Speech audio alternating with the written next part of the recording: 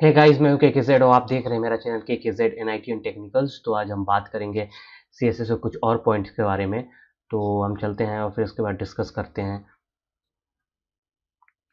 तो आज हम बात करेंगे सीएसएस सेलेक्टर के बारे में कि सीएसएस सेलेक्टर होता क्या है एक्चुअल में। ठीक है, तो मैं इसको पूरे मतलब इजीली वे में आपको समझाने की कोशिश करूंगा कि सीएसएस सेलेक्टर्स होता क्या है। ठीक है, यदि डेफिनेशंस की बात करें तो CSS selectors are used to find the HTML element. ठीक है, जो आपका सीएसएस सेलेक्टर होता है वो बेसिकली आपके एचटीएमएल एलिमेंट्स को फाइंड करता है।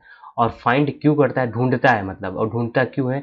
क्योंकि यदि हमें किसी एचटीएमएल एलिमेंट्स के अंदर यदि कोई प्रॉपर्टी अप्लाई करनी हुई तो हम सीएसएस का यूज़ करेंगे, मतलब सीएसएस के सेलेक्टर का यूज़ करेंगे। ठीक है, मतलब मुझे एक एचटीएमएल एलिमेंट्स है जैसे कि टैग h1 है। ठीक है, और उसके अंदर मुझे कोई प्रॉपर्टी यूज़ करनी है तो मैं यदि सेलेक्टर के थ्रू करना चाहता हूँ तो मैं क्या करूँगा, एक सेलेक्टर बनाऊँगा। ठीक है, सेलेक्टर्स के टाइप बहुत सारे होते हैं, आप उनका अलग अलग यूज़ कर सकते हैं। तो सीएसएस सेलेक्टर का मेनली यूज़ क्या होता है कि किसी भी एचटीएमएल एलिमेंट्स, और एचटीएमएल क्या क्या होते हैं, आपके पास पैराग्राफ टैग वो भी एचटीएमएल एलिमेंट्स है, आपके पास h1 टैग वो भी आपका एचटीएमएल एलिमेंट्स है, आपके पास डिवीजन टैग है जो कि एक ब्लॉक टैग भी होता है। ठीक है, वो भी आपका एचटीएमएल एलिमेंट्स है। ठीक है, तो क्या करता है कि आप पर्टिकुलर उसको, ये सब चीज़ आपको समझ में आने लगेगी जब मैं सेलेक्टर आपको डीपली इसके टाइप्स को बताना चालू कर दूंगा तब। ठीक है, अभी के लिए फिलहाल इतना समझ के चलिए कि सीएसएस जो होता है वो, सीएसएस का जो सेलेक्टर होता है वो बेसिकली फाइंड करता है किसको, एचटीएमएल एलिमेंट्स को, ताकि उसके अंदर कोई प्रॉपर्टी अप्लाई कर सके। ठीक है, और अब सेलेक्ट का मतलब ये है कि जैसे आपके पास बहुत सारे टैग हैं एचटीएमएल एलिमेंट्स से, जैसे h1 टैग है, p टैग है, फिर आपके पास डिवीजन टैग है। तो यदि मुझे पर्टिकुलर h1 टैग पे यदि प्रॉपर्टी अप्लाई करनी है तो मैं h1 टैग को सेलेक्ट करूंगा, और h1 टैग के अंदर जो भी मैंने उसका जो कंटेन होगा h1 टैग का, उसके अंदर वो प्रॉपर्टी अप्लाई हो जाएगी। ठीक है, तो सिंपली मैं सेलेक्ट क्या करूंगा, h1, देन उसके अंदर मैं सीएसएस की जो प्रॉपर्टी उसे अप्लाई कर दूंगा। तो एचटीएमएल h1 के अंदर वो आपका जो कंटेन है उसके अंदर वो चीज़ अप्लाई हो जाएगी। ठीक है, तो सीएसएस का मेन काम होता है कि एचटीएमएल एलिमेंट को ढूंढना और उसके अंदर सीएसएस की प्रॉपर्टी या फिर उसको यूज़ करना होता है। ठीक है, यदि हम बात कर लें सीएसएस की टाइप्स के बारे में, ये चीज़ें बहुत आसान है, मैं आपको टाइप जब बताऊंगा तो आपको समझ में आने लगेगा। ठीक है, यदि हम बात करें इसके टाइप्स के बारे में तो आपके पास सिंपल सेलेक्टर्स होता है। ठीक है, सिंपल सेलेक्टर्स क्या क्या होते हैं? यदि हम बात करें सिंपल सेलेक्टर तो हम basically element based on name, मतलब अभी बताया था मैं h1 टैग को आप डायरेक्ट एक सेलेक्टर मान सकते हो। ठीक है, p टैग को एक डायरेक्ट आप सेलेक्टर मान सकते हो। तो आपका वो नेम से भी सेलेक्टर बना सकते हो आप डायरेक्ट। एचटीएमएल के नेम्स जो होते हैं ना, एचटीएमएल एलिमेंट के जो नेम होते हैं उससे आप सिंपली सेलेक्ट बना सकते हो। ठीक है, मतलब आप जनरली यूज़ कर लो, जैसे h1 टैग है, h1 टैग भी आपका सेलेक्टर का काम कर जाएगा। पैराग्राफ टैग वो भी आपका पैराग्राफ टैग भी आपका एक।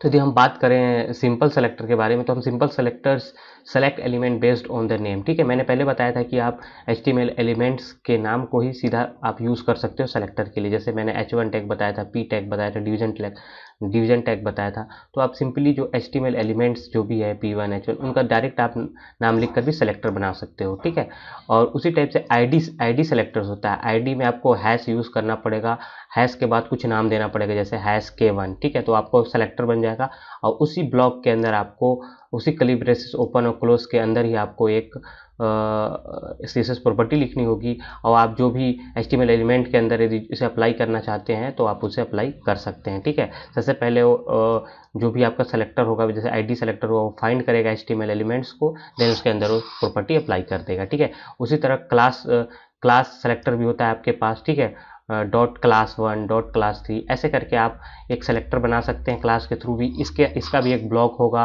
Curly braces open and close के अंदर हमको सीएसएस की प्रॉपर्टी यूज़ करनी पड़ेगी, लिखनी पड़ेगी, और मैं जिस एलिमेंट्स पे आपका यूज़ करना चाहता हूँ उसे पर्टिकुलर यूज़ कर लूँगा। ठीक है, तो सेलेक्टर का मेन काम होता है एचटीएमएल एलिमेंट को फाइंड करना और उसके अंदर सीएसएस की प्रॉपर्टी को यूज़ करना। मेनली वर्क सीएसएस सेलेक्टर का यही काम है। ठीक है, कंबाइनेटर सेलेक्टर की बात करते हैं। हो सकता है कि आपके पास बहुत सारे जैसे जैसे आपके अंदर एक डिवीजन टैग है। ठीक है, कंबाइनेटर सेलेक्टर के बारे में बता रहा हूँ। जैसे आपके आपके पास एक डिवीजन टैग है और डिवीजन टैग के अंदर आपने मल्टीपल एचटीएमएल एलिमेंट यूज़ किया है, जैसे कि h1 p टैग आपने यूज़ किया है, फिर और भी टैग जो भी टैग है उनको यूज़ किया हुआ है। तो पर्टिकुलर आप उस टैग के अंदर जाना चाहते हो तो आप कंबाइनेटर सेलेक्टर का यूज़ कर सकते हो, ठीक है। मैं इसको और डीपली बताऊंगा आपको, ठीक है। और इस तरह बात करते हैं सूडो क्लास सेलेक्टर। इस सेलेक्टर का बेसिकली यूज़ आपके लिंक्स वगैरह में किया जाता है। जब हम लोग माउस के ऊपर हाउवर करते हैं, ठीक है, माउस के ऊपर हाउवर करते हैं तो उसके अंदर जो प्रॉपर्टी या फिर जो भी इफेक्ट होता है उसको जनरेट करने के लिए हम सूडो क्लास सेलेक्टर का यूज़ करते हैं। मैं आपको बताऊंगा, लिंक्स के लिए बेसिकली काम करते हैं हम इसमें, तो ठीक है। इसी तरह सूडो एलिमेंट्स, ठीक है, ये जो बेसिकली होता है किसी भी एचटीएमएल एलिमेंट्स की प्रॉपर्टी, किसी भी एचटीएमएल एलिमेंट की स्टाइल में अप्लाई करने के लिए हम इसका यूज़ करते हैं, ठीक है, मतलब इस सूडो एलिमेंट का, ठीक है। इसी तरह हम बात करते हैं सेलेक्टर, जो हमारा 5th नंबर का जो सेलेक्टर है, सेलेक्टर एट्रीब्यूट सेलेक्टर, ठीक है। जो एट्रीब्यूट सेलेक्टर जो आपका होता है वो बेसिकली किसी भी HTML एलिमेंट्स के अंदर जो हम एट्रीब्यूट यूज़ करते हैं, जैसे मैंने इमेज टैग के अंदर एक एट्रीब्यूट्स यूज़ किया हुआ है अल्ट नाम का, इमेज टैग के अंदर यूज़ करते हैं ना आप। मेरे HTML के लिए आपने वीडियो नहीं देखा है तो HTML की सीरीज़ भी देख लें जाके वहाँ, ठीक है।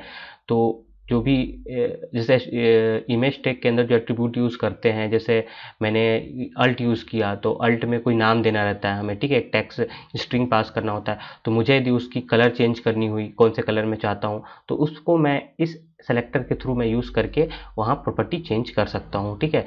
तो CSS का मेन काम होता है कि आपको अपना HTML एलिमेंट ढूंढना है और आपको उसके अंदर CSS की जो प्रॉपर्टी है उसको अप्लाई करनी है।